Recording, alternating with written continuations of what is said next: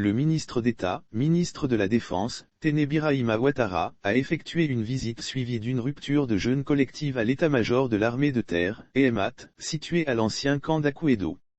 C'était ce jeudi 14 avril 2022 à Abidjan.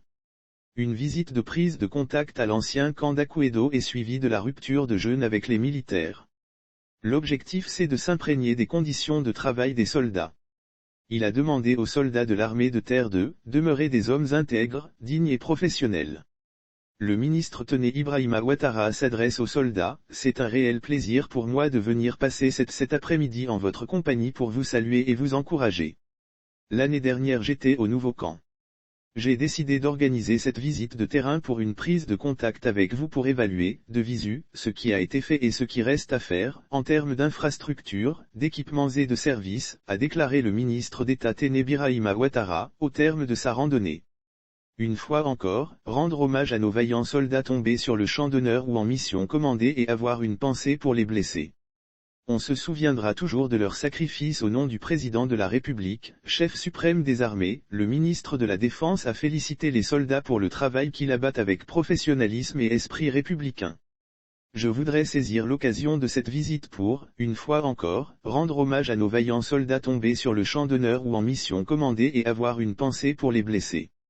On se souviendra toujours de leur sacrifice, a-t-il déclaré.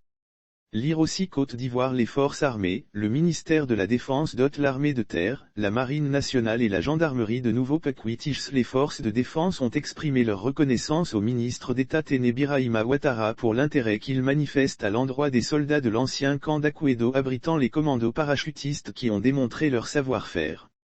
À l'occasion, Téné Birahima Ouattara a particulièrement suivi une présentation de l'EMAT à la salle de réunion du camp ainsi qu'une démonstration du 1er bataillon de commandos et parachutistes, BCP, dans un espace dédié. Il s'est réjoui de la propreté du camp et de la bonne tenue des hommes. Face aux troupes, à la place d'armes, le ministre d'État, ministre de la Défense, a fait savoir que l'armée de terre compte près de 8200 hommes. Il a ajouté qu'elle est le socle de l'armée ivoirienne.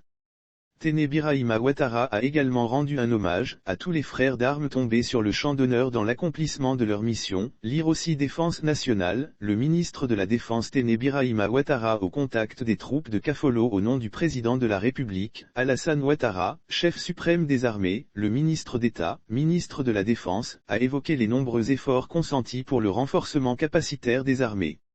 Il a aussi félicité le chef d'état-major de l'armée de terre pour le bon travail qu'il abat au quotidien. Notons que Téné Birahima Ouattara a inauguré la salle de gym de l'EMAT offerte par le chef d'état-major adjoint de l'armée de terre, le général de brigade, Chérif Ousmane. Il a par ailleurs reçu les brevets de commando et parachutiste et les insignes de corps.